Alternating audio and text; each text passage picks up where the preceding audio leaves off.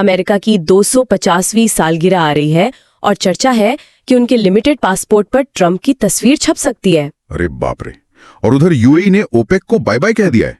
मतलब वो अब सीधे अमेरिका के साथ अपनी ऊर्जा साझेदारी मजबूत कर रहे हैं। हाँ, क्योंकि ओपेक देशों के जो कड़े उत्पादन कोटे थे ना, उससे यूएई का अपना विस्तार रुक रहा था, तो उन्होंने अपना रास्ता बदल लिया। और देखिए, अर्थशास्त्र के इस उतार चढ़ाव का असर हमारे यहाँ भी तो हो रहा है। एकदम सही कहा।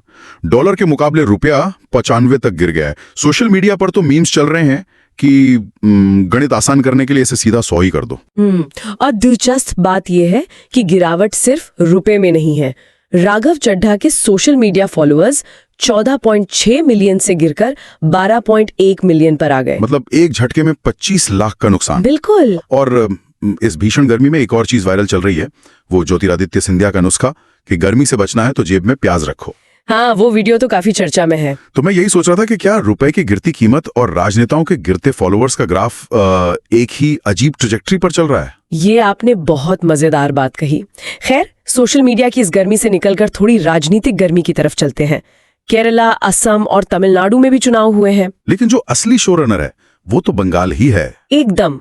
अगर हम आबादी और राजनीतिक प्रभाव के आंकड़े देखें तो बिहार और झारखंड के अलग होने के बाद अब महाराष्ट्र और बंगाल देश के दूसरे और तीसरे सबसे बड़े राजनीतिक अखाड़े बन चुके हैं। और बंगाल के आंकड़े तो सच में चौंकाने वाले हैं। मतलब जो पार्टी 2016 में महज 3 सीटों पर थी, उसने 2021 में सीधे 77 सीटें झटक ली। और 34 साल राज करने वाली सीपीआईएम और शक्तिशाली कांग्रेस तो पूरी तरह हाशिए पर चली गई। बिल्कुल। और अब तो 294 में से 148 यानी सीधे बहुमत का लक्ष्य रखा गया है। पर इस लक्ष्य के बीच जो सबसे बड़ा फैक्टर है वो है 90 लाख वोटर्स का लिस्ट से बाहर होना। 90 लाख, ये तो बहुत बड़ा नंबर है। हाँ, स्रोतों के मुताबिक इन 90 लाख में से 63% हिंदू और 34% मुस्लिम मतदाता हैं। तो जनता में ये धारणा बन रही है कि चुनाव आयोग की इस रिवीजन प्रक्रिया से सीधा फायदा बीजेपी को होगा। पर एक मिनट रुकिए, अगर चुनाव से ठीक पहले अचानक 90 लाख लोग सिस्टम से गायब हो जाएं, तो क्या ये खेल के बीच में ये नियम बदलने जैसा नहीं है? सवाल तो आपका बिल्कुल जायज है, पर एक बड़ा पैराडॉक्स भी है यहाँ। वो क्या? वो ये कि वोटर्स तो कम हुए, लेकिन जो लोग बचे उन्होंने पहले और दूसरे चरण में रिकॉर्ड 92% से ज्यादा मतदान कर दिया। अरे वाह, 92%? हाँ, लेकिन इस बम्पर वोटिंग के साथ विवाद भी जुड़े हैं। जैसे डायमंड हार्बर में ईवीएम मशीन के खास बटन पर टेप लगा मिला, जिसके बाद चुनाव आयोग को वहां रीपोलिंग का आदेश देना पड़ा। बिल्कुल। और इन सारे विवादों के पीछे का सबसे बड़ा मुद्दा है अवैध इमिग्रेशन।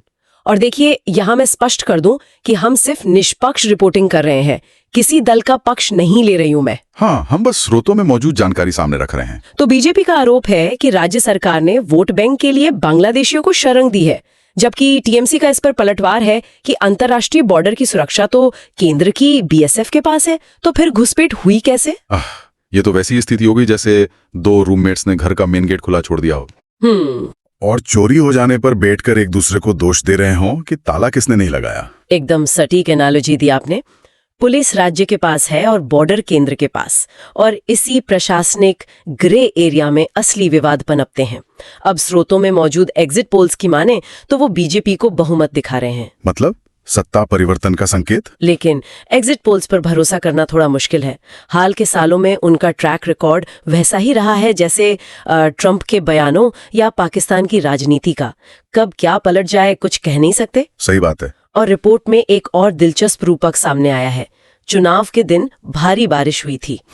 तो स्थानीय चर्चा है कि बारिश के बाद कीचड़ होता है और कीचड़ में ही कमल खिलता है। ये तो काफी गहरा तंज है। तो निष्कर्ष यही है कि भारी सुरक्षा के बावजूद ये सवाल बना हुआ है कि क्या बंगाल में नतीजे शांतिपूर्ण होंगे या कोई नया खेला होगा। बिल्कुल, ये तो नतीजे ही बताएंगे। हम तो बिना किसी विचारधारा के सिर्फ तथ्य रख रहे हैं। तो अंत में सोचने वाली बात यह है कि जब एक तरफ 92% से अधिक का रिकॉर्ड मतदान होता है और ठीक उसी समय 90 लाख वोटर्स के नाम कट जाते हैं, तो क्या ये एक बेहद जागरूक और सक्रिय लोकतंत्र की निशानी है या महज एक अत्यधिक ध्रुवीकृत और विभाजित समाज का नतीजा? ये एक ऐसा सवाल है जिस पर गहराई से विचार किया जाना चाहिए।